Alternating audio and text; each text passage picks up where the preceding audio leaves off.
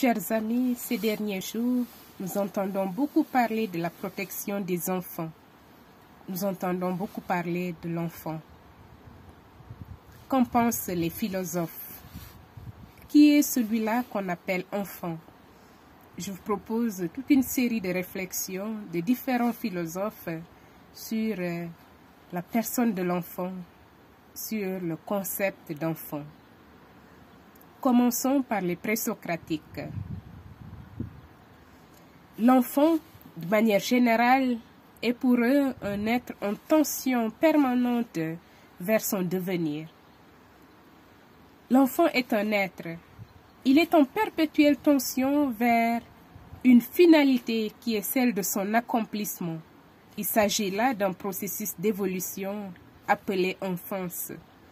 Chaque âge est alors comme une étape et chaque âge participe à la mise en tension de l'enfant vers son propre devenir.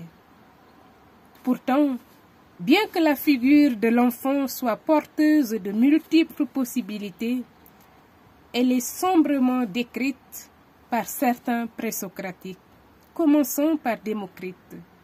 Il pense l'enfant en termes de charge et de responsabilité. Il dit ce qui suit.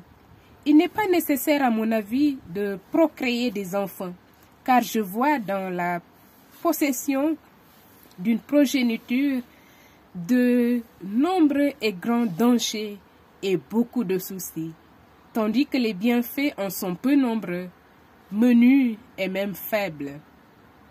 On voit bien que pour Démocrite, l'enfant serait synonyme de défauts tels l'irrationalité, le désordre et le mouvement. Et tout cela à charge des adultes, des parents.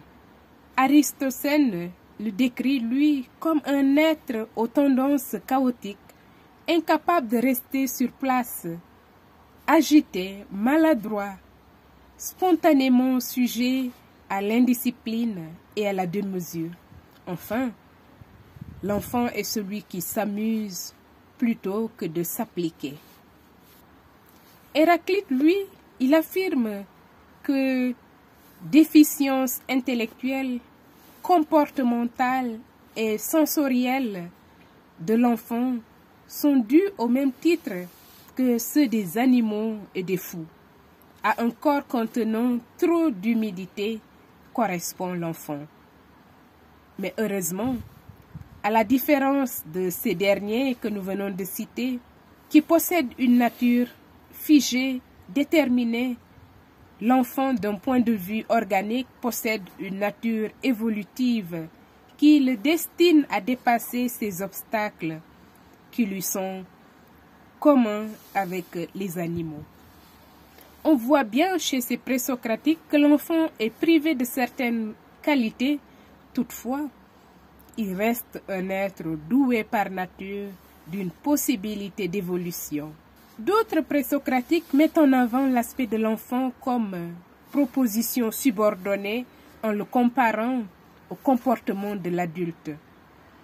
Pour eux, pour qu'un homme soit pleinement homme, il lui faut éviter de se comporter en enfant, en faisant preuve d'un raisonnement éclairé et d'une tempérance. Héraclite affirmait ceci: il ne faut pas être comme les enfants de nos parents. Précisons que ce n'est donc pas tant l'enfance comme telle qui est dépréciée, mais son comportement puéril. Mais attention, Démocrite nous prévient de la possibilité d'avoir des adultes enfants, des adultes puérils.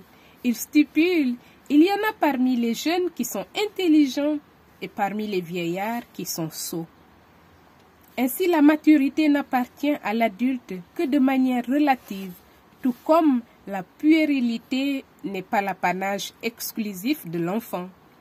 L'enfant est donc un processus comparable à la germination que l'éducateur a pour mission d'épanouir. Il s'agit donc d'opérer une rectification.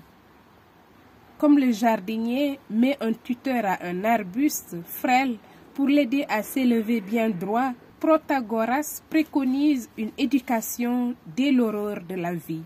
Il faut, dira-t-il, commencer à apprendre dès le plus jeune âge puisque l'enseignement requiert des dispositions naturelles et de l'exercice. Chers amis, ainsi, même si pour les présocratiques, il existe une différence d'ordre qualitatif entre l'adulte et l'enfant, inférieure à l'adulte de rationalité infantine, soumise à l'épreuve de l'éducation, l'enfant peut atteindre l'excellence de sa nature en puissance, pour parler comme Aristote. Je vous propose la prochaine fois d'aborder la notion de l'enfant chez Platon. À bientôt.